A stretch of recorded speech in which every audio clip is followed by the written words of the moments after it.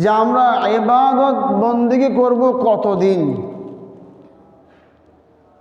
আল্লাহ পাক রব্বুল আলামিন পবিত্র কোরআনে কারীমের সূরা হিজরের 99 নম্বর আয়াতে আল্লাহ বলেন, ওয়া'বুদ রাব্বাকা হাত্তা ইয়াতিয়াকাল ইয়াকিন, মরণ পর্যন্ত তুমি তোমার রবের ইবাদত বন্দেগী করবা। মরণ পর্যন্ত, যতদিন বাঁচবা তোমার মরণ হওয়া পর্যন্ত তুমি তোমার পালনকর্তার সৃষ্টিকর্তার ইবাদত বন্দেগী করবা। তাহলেই আমরা দুইটা বিষয় আমরা জানতে পারলাম।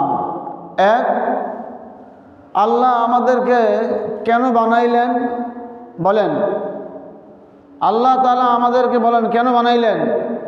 ইবাদত বন্দেগী করার জন্য। দ্বিতীয় নম্বর বিষয়, আমরা আল্লাহর ইবাদত বন্দেগী করব কতদিন বলেন? মরণ পর্যন্ত।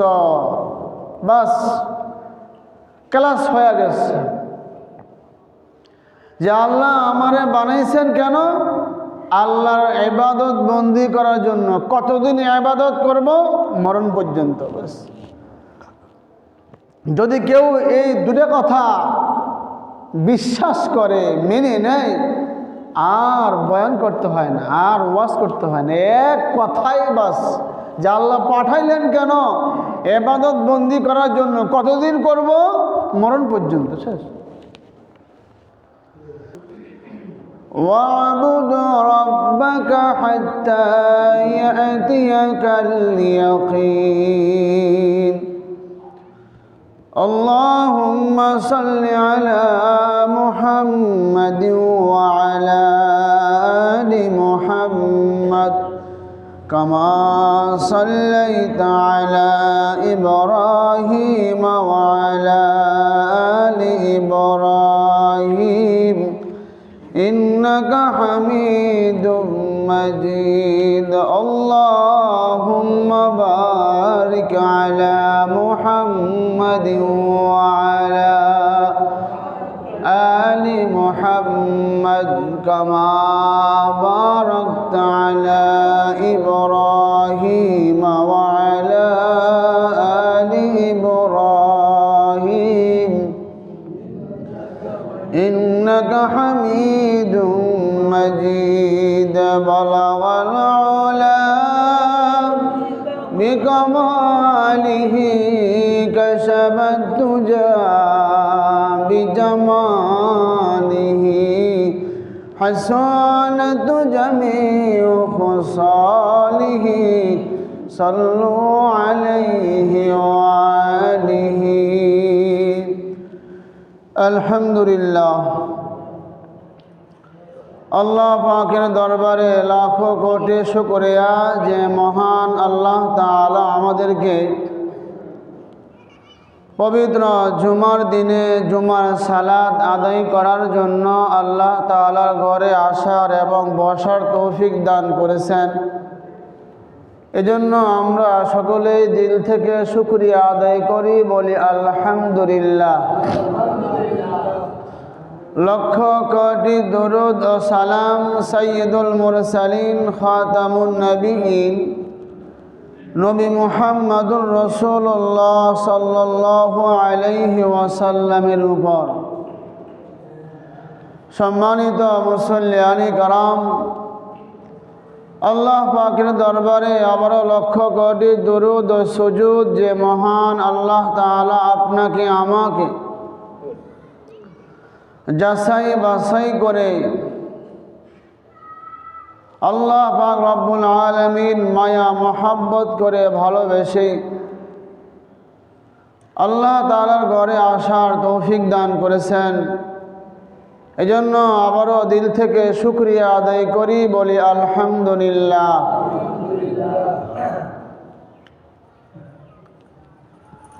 আল্লাহ পাক রব্বুল আলামিন আপনাকে আমাকে মানুষ হিসাবে দুনিয়াতে পাঠাইছেন।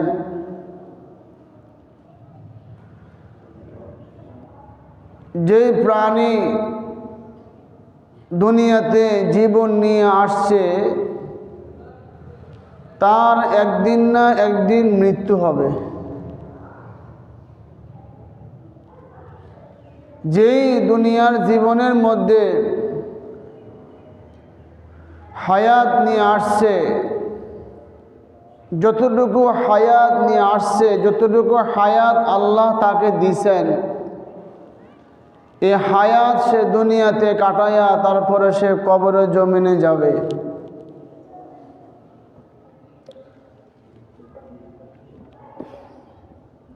পৃথিবীতে মানুষ,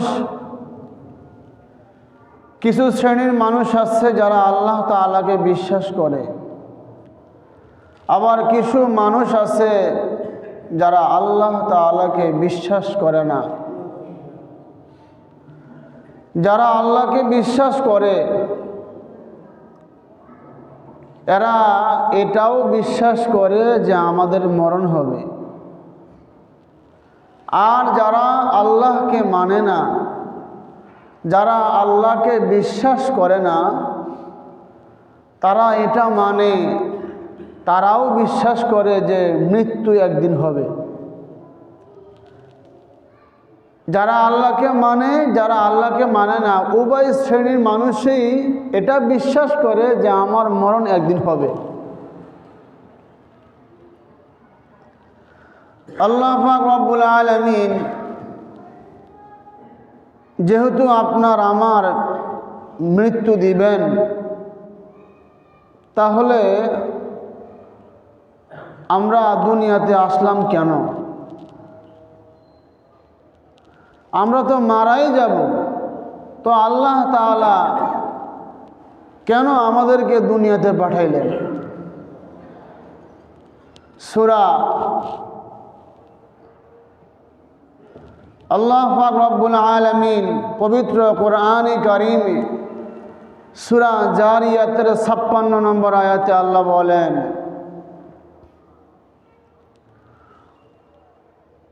দুনিয়ার মানুষের মধ্যেই কত শ্রেণীর মানুষ না এই আল্লাহ তাআলার জমিনে বসবাস করে। তো আল্লাহ পাক রব্বুল আলামিন বলেন, ওমা খালাকতুল জিন্না ওয়াল ইনসা ইল্লা লিয়াবুদুন, আমি মানুষ এবং জিন ইনসানকে পাঠাইছি আমার ইবাদত বন্দেগী করার জন্য। তাহলে আমরা আমাদের উদ্দেশ্য জানতে পারলাম, আল্লাহ তাআলা কেন আমাদেরকে পাঠাইলেন, আল্লাহ কেন আমাদেরকে তৈয়ার করলেন আল্লাহর ইবাদত বন্দেগী করার জন্য। এখন কথা হলো যে আমরা ইবাদত বন্দেগী করব কতদিন? আল্লাহ পাক রব্বুল আলামিন পবিত্র কোরআনে কারীমের সূরা হিজরের 99 নম্বর আয়াতে আল্লাহ বলেন, ওয়া'বুদ রাব্বাকা হাত্তা ইয়াতিয়াকাল ইয়াকিন, মরণ পর্যন্ত তুমি তোমার রবের ইবাদত বন্দেগী করবা। মরণ পর্যন্ত, যতদিন বাঁচবা তোমার মরণ হওয়া পর্যন্ত তুমি তোমার পালনকর্তার, সৃষ্টিকর্তার ইবাদত বন্দেগী করবা। তাহলেই আমরা দুইটা বিষয় আমরা জানতে পারলাম। এক, আল্লাহ আমাদেরকে কেন বানাইলেন? বলেন, আল্লাহ তাআলা আমাদেরকে বলেন কেন বানাইলেন? ইবাদত বন্দেগী করার জন্য। দ্বিতীয় নম্বর বিষয়, আমরা আল্লাহর ইবাদত বন্দেগী করব কতদিন?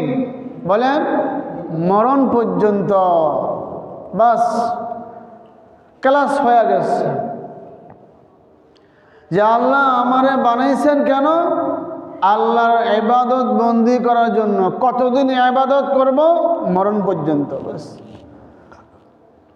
যদি কেউ এই দুটো কথা বিশ্বাস করে, মেনে নেয়, আর বয়ান করতে হয় না, আর ওয়াজ করতে হয় না, এক কথাই বাস যে আল্লাহ পাঠাইলেন কেন?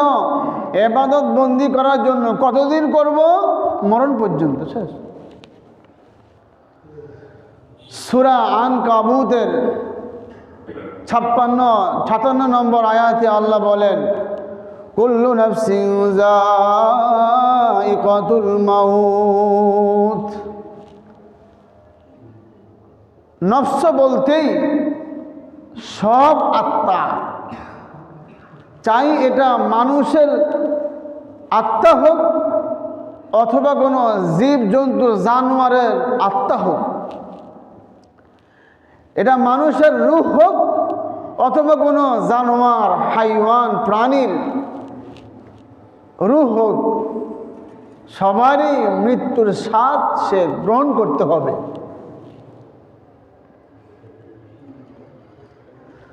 আমি বিদেশের অধিবাসী, আমি সৌদি আরবের অধিবাসী। আমি মরণ থেকে বাঁচার জন্য আমি বাংলাদেশে চলে আসছি, অথবা আমি বাংলাদেশের অধিবাসী, আমি মরণ থেকে বাঁচার জন্য আমি সৌদি আরবে চলে গেছি। মরণ থেকে বাঁচার জন্য এক দেশ থেকে আরেক দেশে আমি চলে গেছি। তাহলে মনে হয় মরণ থেকে বাঁচতে পারবো না, এমন কোনো রাস্তা নাই। আছে বলেন? যে পালায়া গেছে, যে মৃত্যু থেকে বেঁচে গেছে। মৃত্যু থেকেই যত পালায়ন করবা, এই পালায়ন তোমার কোনো কাজে আসবে না। যদি মরণ থেকে বাঁচার জন্য তুমি একটা আয়নার গ্লাসের মধ্যে, আয়নার বাক্সের মধ্যে তুমি প্রবেশ করো, যে এমন বাক্স, ওই বাক্সের মধ্যে একটা পিঁপড়াও ঢুকতে পারে না। তুমি যদি ওই বাক্সের মধ্যে গিয়ে পলায়ন করো, সেখানেও তোমার মৃত্যু হবে। ঠিক কিনা বলেন? সেখানে তোমার মৃত্যু হবে। আল্লাহ পাক রব্বুল আলামিন সূরা নিসার ৭৮ নম্বর আয়াতে আল্লাহ বলেন, আইনামা তাকুনু ইউদরিকুমুল মাউতু ওয়ালাউ কুনতুম ফি বুরুজিম মুশাইয়্যিদা। ওই দুনিয়ার মানুষ, মরণ থেকে বাঁচার জন্য যত পালায়ন করো, যতই না ভাগাভাগি করো, এই দেশ থেকে ওই দেশে পালায়ন করো, এই মরণ থেকে তুমি বাঁচতে পারবা না। তুমি যদি মরণ থেকে বাঁচার জন্য লোহার একটা খাঁচার মধ্যে প্রবেশ করছো, একটু হাওয়া যাবে আবার আসবে, এমন কোনো ছিদ্র নাই। বলে এমন বাক্সের মধ্যে ঢুকছ যেটা চারোপাশে গ্লাস দ্বারা আবদ্ধ। বলে মৃত্যু সেখানেও ঢুকে তোমাকে গ্রেফতার করবে, তোমাকে পাকড়াও করবে। আল্লাহ পাক রব্বুল আলামিন পবিত্র কোরআনে কারীমের সূরা জুমারের ৮ নম্বর আয়াতে আল্লাহ বলেন যে মৃত্যু থেকে, মরণ থেকে পালায়ন করবা। এই পালায়ন তোমার কোনো কাজে আসবে না। মরণ তোমার সাথে সাক্ষাৎ করবে, মরণ তোমার সাথে মোলাকাত করবে।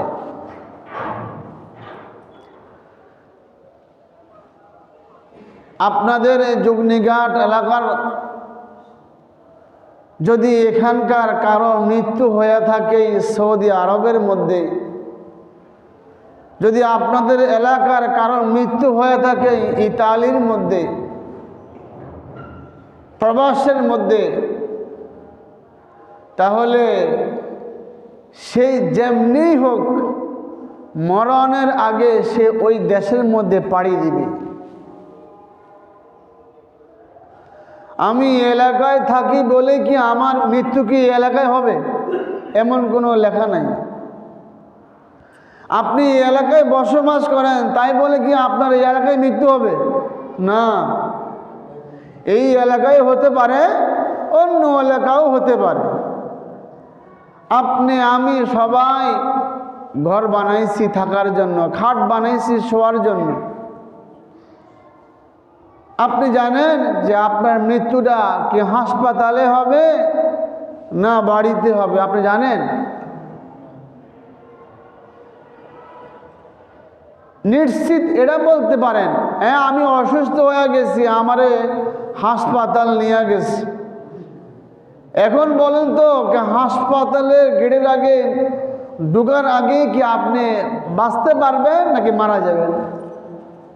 বহু রোগী আছে, বহু মানুষ আছে হ্যাঁ, যে হাসপাতালে গেড়ে নেওয়ার সময় মারা গেছে। কি বলেন, ঠিক না বা ঠিক? মারা গেছে, বাঁচতে পারে নাই, মরণ। তো তুমি যেখানেই যাও তোমার সেখানেই মরণ হবে। পবিত্র কোরআনে কারিমে আল্লাহ সূরা মুনাফিকিনের ৮ নম্বর আয়াতে আল্লাহ বলেন, وَأَنفِقُوا مِمَّا رَزَقْنَاكُم مِّن قَبْلِ أَن يَأْتِيَ أَحَدَكُمُ الْمَوْتُ فَيَقُولَ رَبِّ لَوْلَا أَخَّرْتَنِي إِلَىٰ أَجَلٍ قَرِيبٍ فَأَصَّدَّقَ وَأَكُن مِّنَ الصَّالِحِينَ। আমি আপনি যখন মারা যাব, এমন অবস্থায় বহু মানুষ আল্লাহর কাছে দোয়া করব, প্রার্থনা করব। প্রার্থনা কইরা কি বলবো? আল্লাহ আপনি আমারে আরেকটু হায়াত বাড়াইয়া দেন, আল্লাহ আপনি আমারে আরেকটু সময় দেন, আমি দুনিয়াতে গিয়া আমি ভালো ভালো নেক আমল করব, আমি অনেক নেকি অর্জন করব, আমি অনেক সওয়াব অর্জন করব। আপনি আমাকে একটু সুযোগ দেন, আমি নেককারদের অন্তর্ভুক্ত হব, আমি ভালো মানুষের অন্তর্ভুক্ত হব, আমি অনেক দান সদকা নেক আমল কইরা আল্লাহ আপনি আমাকে একটু সুযোগ দেন। বলেন তো আল্লাহ কি আপনাকে সুযোগ দিবে? আল্লাহ বলেন, যখন মৃত্যু এসে যায় তখন আল্লাহ কাউকে আর সুযোগ দিবেন না, আর সুযোগ দিবেন না। সুযোগ দিছি না আমি? আল্লাহ আপনাকে সুযোগ দেয়নি? বলেন বলেন দিছি কি না? এই যে আপনি যে বাঁচতেছেন ৬০ বছর, ৭০ বছর, ৫০ বছর, ২০ বছর, আল্লাহ কি আপনাকে সুযোগ দেয় নাই? দিচ্ছে তো, আপনি মানলেন না কেন? আবার এটাও কইব, আল্লাহ দুনিয়াতে আসামি ধরার জন্য পুলিশের পক্ষ থেকে নোটিশ পাঠানো হয়, তোমার এই নামে মামলা হয়েছে, তোমাকে ধরা হবে। নোটিশ পাঠায়, কাগজ পাঠায়। আল্লাহ আমার যে মৃত্যু হবে আপনি তো আমারে কোনো নোটিশ পাঠান নাই। তা আল্লাহ তাআলা বলবেন, তোমার কি চুল দাড়ি পাকে নাই? বলে হ্যাঁ পাকছে। বলে চুল দাড়ি পাকা মানেই তোমার মৃত্যুর সতর্ক সংকেত, তোমার সতর্ক। তুমি মানলে না কেন? তো বহু মানুষ আল্লাহ তাআলার কাছে দোয়া করবে যে আল্লাহ একটু সময় দেন, একটু সময় দেন, আমি দুনিয়াতে গিয়া অনেক নেকি অর্জন করব, অনেক সওয়াব অর্জন করব, আমি ভালো মানুষের অন্তর্ভুক্ত হবে। আল্লাহ তাআলা আপনাকে আর সুযোগ দিবেন না, আপনি চাইলেও আর পাবেন না। কারণ আপনার পরীক্ষার সময় শেষ, আপনার সুযোগ শেষ। সূরা আনকাবুতের ২৯ নম্বর আয়াতে আল্লাহ বলেন, মৃত্যু যখন আসবেই একটু পরেও আসবে না, একটু আগেও আসবে না, 5 মিনিট পরেও আসবে না, 5 মিনিট আগেও আসবে না। যখন আপনার মৃত্যু লেখা, যে টাইমে, যে সময়, যেই জায়গার মধ্যে, যে এলাকার মধ্যে আপনার মৃত্যু আছে, আপনি ওই এলাকায় ওই সময়ের মধ্যে আপনার মৃত্যু হবে। তাহলে এই আয়াত থেকে আমরা বুঝতে পারলাম, আমরা জানতে পারলাম যে আমাদের মরণ হবে।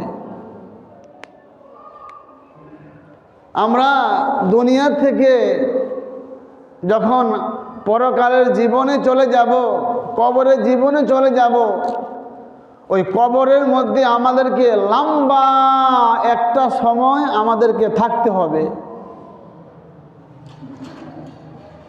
আদম আলাইহিস সালাতু ওয়াস সালামের জামানায় মানুষ মারা গেছে, বলেন তো তারা এখনো কবরে আছে না নাই? নূহ আলাইহিস সালাতু ওয়াস সালামের জামানায় মানুষ মারা গেছে, বলেন তো এখন কবরে আছে না নাই? ইয়াকুব নবীর জামানায় মানুষ মারা গেছে, বলেন তো এখনো কবরে আছে না নাই? জাকারিয়া নবীর জামানায় মানুষ মারা গেছে, বলেন তো এখনো আছে না নাই? ঈসা নবীর জামানায় মানুষ মারা গেছে, বলেন এখন আছে না নাই? ইব্রাহিম নবীর জামানায় মানুষ মারা গেছে, এখনো কবরে আছে না নাই? শুআইব নবীর জামানায় মানুষ মারা গেছে, বলেন এখনো আছে না নাই? হুদ নবীর জামানায় মানুষ মারা গেছে, বলেন এখনো কবরে আছে না নাই?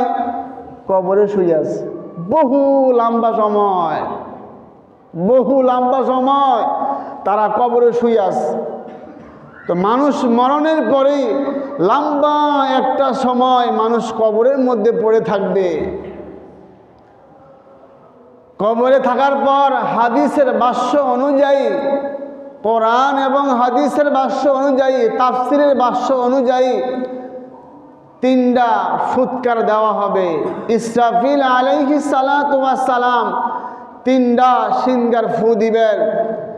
1 নম্বর ফু দিয়া দুনিয়াকে একবার ধ্বংস করে ফেলা দিবেন।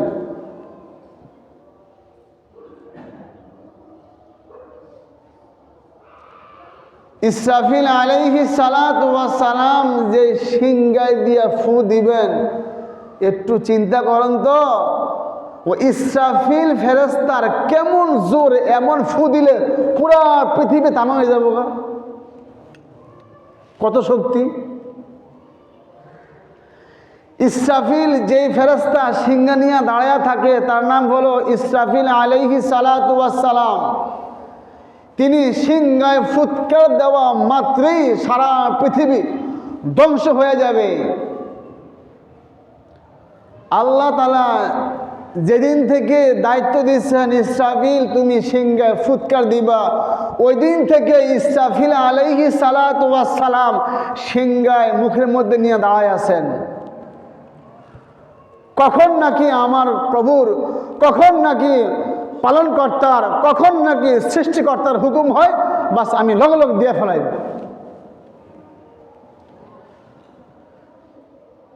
ইসলামের দ্বিতীয় খলিফা কে বলেন তো? উমর। কে? আর প্রথম খলিফা কে? আবু বকর রাদিয়াল্লাহু তাআলা আনহু। রাসূল আকরাম সাল্লাল্লাহু আলাইহি ওয়াসাল্লাম, আপনিও তো নবীকে ভালোবাসেন, আমিও তো নবীকে ভালোবাসি। হ্যাঁ, আপনি দাড়ি রাইখা নবীকে ভালোবাসেন, আমি দাড়ি কামাইয়া নবীকে ভালোবাসি। বলেন তো পার্থক্য আছে না নাই? আছে না নাই? আপনি শার্ট পরে নবীকে ভালোবাসেন, আমি পাঞ্জাবি পরে নবীকে ভালোবাসি। বলেন তো পার্থক্য আছে না নাই? আছে। তো আবু বকর রাদিয়াল্লাহু তাআলা আনহুকে রাসূল আকরাম সাল্লাল্লাহু আলাইহি ওয়াসাল্লাম বলছেন যে আবু বকর তুমি আমার সাথে যাইতে হবে হিজরতে। যেদিন থেকেই রাসূল আকরাম সাল্লাল্লাহু আলাইহি ওয়াসাল্লাম আবু বকরকে এই দায়িত্ব দিচ্ছেন, ওদিন থেকেই আবু বকর দরজার সাথে এইভাবে বাসটাক লাগাইয়া দাঁড়াই আছেন, কখন নাকি আমার রসুল আসবে আমাকে ডাক দিবে, আমি বাস দরজাটা খুলে দিব। সেদিন থেকে আর ঘুমায় নাই। বলে আবু বকর আমি আসলাম তোমার বাসার সামনে, তোমার শিকলে আমি আওয়াজ দিলাম, সঙ্গে সঙ্গে তুমি দরজাটা খুলে দিলা। আমি তোমাকে তো বহুত আগে বলছিলাম যে আবু বকর তুমি আমার সাথে যাবে হিজরতের মধ্যে, কি করলা? তো আবু বকর বলতেছে যে আল্লাহ রসুল, যেদিন থেকেই আপনি আমাকে দায়িত্ব দিচ্ছেন যে আবু বকর তুমি আমার সাথে যাবে হিজরতের মধ্যে, ওই দিন থেকে আমি আর ঘুমাই নাই। আমি দাঁড়ায় ছিলাম কখন নাকি আপনি আসেন আর আমাকে ডাক দিবেন, আপনি এসে দাঁড়ায় থাকবেন আর আমি শুয়ে থাকবো, আমি পারবো না। আমি সেদিন থেকে দায়িত্ব পালন করতেছি। নবীকে তো তারাও ভালোবাসছিল, আর আমি ভালোবাসি, আপনি ভালোবাসেন। আবু বকর ভালোবাসছিল, উমরও ভালোবাসছিল। উমর বলছিল যে আল্লাহ রাসূল আমি আপনাকে অনেক ভালোবাসি। যে হয় নাই, তোমার হয় নাই। বলছে যে আল্লাহ রাসূল আমি দুনিয়ার মধ্যে যা আছে আমার জানের চাইতো আমি আপনাকে ভালোবাসি। এজন্য উমর রাদিয়াল্লাহু তাআলা আনহু গেছিলেন মুহাম্মদুর রাসূলুল্লাহ সাল্লাল্লাহু আলাইহি ওয়াসাল্লামের মাথা আনার জন্য। মক্কার মধ্যে ঘোষণা হয়েছে যেই মুহাম্মদের মাথা আনতে পারবে তাকে অনেক পুরস্কার করানো হবে। তো উমর রাদিয়াল্লাহু তাআলা আনহু তিনি মাথা আনতে গিয়া তিনি মাথা দিয়ে আসলেন, লা ইলাহা ইল্লাল্লাহু মুহাম্মাদুর রাসূলুল্লাহ।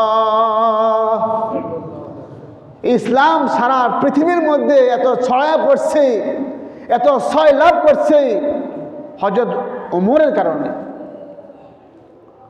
ওমর বলছে যে আল্লাহ রাসূল আপনি সত্য? বলে হ্যাঁ। আল্লাহ সত্য? বলে হ্যাঁ। তাহলে ভয় পান কেন? কেন আপনি লুকায় লুকায় নামাজ পড়েন? চলেন আমার সাথে কাবায়। ওমর রাদিয়াল্লাহু তাআলা আনহু কাবার কাছে গিয়ে বললেন, আশহাদু আল্লা ইলাহা ইল্লাল্লাহ ওয়া আশহাদু আন্না মুহাম্মাদান আবদুহু ওয়া রাসূলুহু। বা সারা মক্কার মধ্যে গরম হয়ে গেছে। কি হলো? খাইছি। অনেক নেতারা বাস ধরে আছে। কি হলো? বলে এই তো উমর দিয়ে মুসলমান হয়ে গেছে, উমর দিয়ে মুসলমান হয়ে গেছে। বলে আসো আসো, এতদিন লড়ছি কাফেরদের পক্ষে, আর এখন লড়বে মুহাম্মদের পক্ষে, আসো। তো তারাও তো নবীকে ভালোবাসছে, আমিও ভালোবাসি, আপনিও ভালোবাসেন। বলুন তো পার্থক্য আছে না নাই? আপনি নামাজ পড়লেন না কেন? আপনি দাড়ি রাখেন না কেন? আপনারা নবীকে ভালোবাসেন। আপনি পাঞ্জাবি পড়েন না কেন? এটা তো সুন্নতি লেবাস, আপনি পড়েন না কেন? নবীকে না ভালোবাসেন। তাহলে কোথায় আপনার নবীকে ভালোবাসা? মুখে মুখেই মনে করেন যে বিড়ি খাইলে বেহেশতে যাবো গা। বিড়ি খাইলে বাস যাবেন গা বেহেশতের মধ্যে। এটা কি মামুর বাড়ি? বাপ, এটা কি মামুর বাড়ি? মুইটা পানি লয় না, পায়খানা করে ডিসু লয় না, পানি ব্যবহার করে না, চা দোকানে গিয়ে আড্ডা দেয়। এমনি যাবেন গিয়ে বেহেশতের মধ্যে। নানি বাড়ি পাইছেন না? নানির বাড়ি। অত সহজ না, অত সহজ না। তো ইসরাফিল আলাইহিস সালাতু ওয়াস সালাম সিংহায় ফু দিবেন। বলে প্রথম ফুয়েই সারা দুনিয়া ধ্বংস হয়ে যাবে, দ্বিতীয় ফুয়েই সমস্ত মানুষ জীবজন্তু সবাই মারা যাবে। রাসূল আকরাম সাল্লাল্লাহু আলাইহি ওয়াসাল্লাম বলেন আমিও বেহুশ হয়ে পড়ে যাব, আমারও হুঁশ ফিরে আসবে। তৃতীয় ফু দিবেন, আল্লাহ রাব্বুল আলামিন আমাদেরকে কবর থেকে তুলবেন হাসরের ময়দানে বিচারের জন্য। বাপ এই আধা ঘন্টা 35 মিনিটের বয়ান শুনে কি বুঝছেন? মরতে হইব না নাকি? কি বুঝছেন? মরতে হইব না? হ্যাঁ, আপনার 60 বছর হয়ে গেছে, 70 বছর হয়ে গেছে, আপনি এখনো চা দোকানে বসে পান সাবান আর আপনি বিড়ি খান, আপনি কি মরতেন না? আপনি কি মরবেন না? এই তো 40 বছর, 60 বছর, 50 বছর হায়াতেও আপনি বউকে সাথে নিয়ে, সন্তানকে সাথে নিয়ে, নাতি নাতুরকে শান্তি নিয়ে আপনি সিনেমা দেখেন, বাপ, আপনার কি মরণ হবে না? আপনাদের সিরিয়াল দেখেন হিন্দুদের, মুসলমানদের, হ্যাঁ, আপনার দাড়ি পেকে গেছে না? আপনার চুল না পেকে গেছে? আপনি কি মরবেন না? আপনি এখনো ক্লিন শেভ করতেছেন, আপনি এখনো ফোম শেভ করতেছেন, আপনি কি মরবেন না? মনে করছেন যে বাস মৃত্যু হলেই বেঁচে যামুগা। এত সহজ না জান্নাতটা, এত সহজ না, এত সহজ মনে করিয়েন না, এত সহজ মনে করিয়েন না। তাই মৃত্যু থেকেই কেউ পলায়ন করতে পারবে না, চেষ্টা করলেও বাঁচতে পারবেন না এই মরণ থেকে। মরণের প্রস্তুতি নেন, কবরের প্রস্তুতি নেন, যে আমি কবরের ছুঁয়া আমি আল্লাহ তাআলার কাছে কি জবাব দিব? বলেন, কি উত্তর দিব?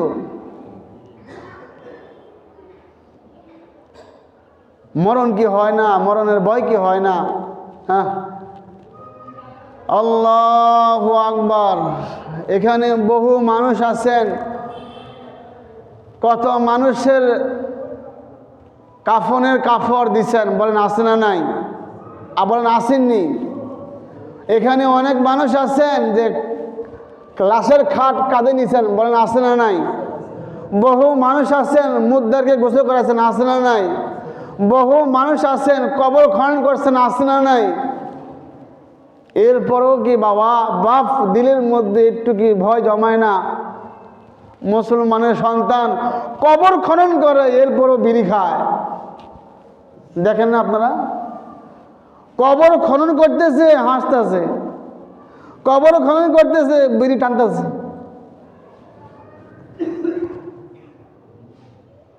এটি গল্প না।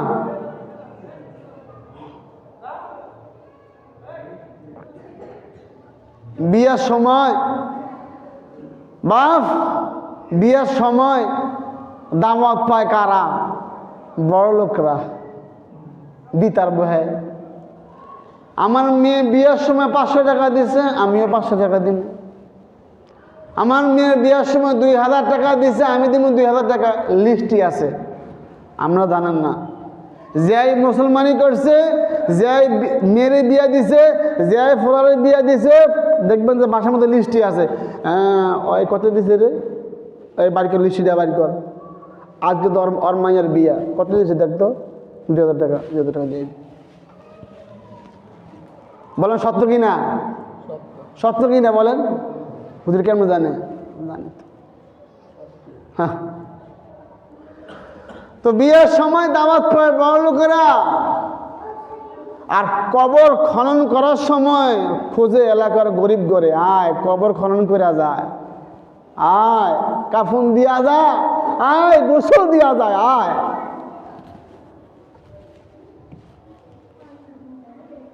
আল্লাহু আকবার।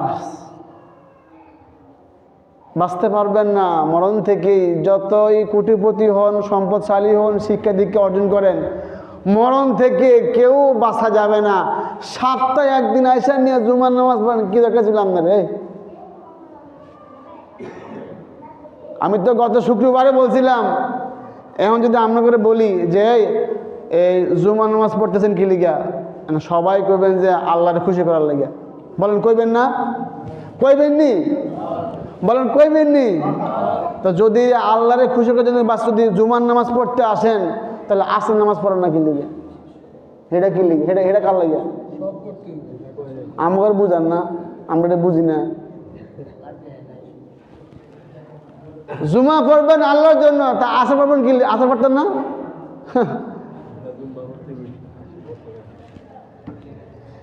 আমনে চালাক না, আমনে খালি চালাক, আর কেউ চালাক না।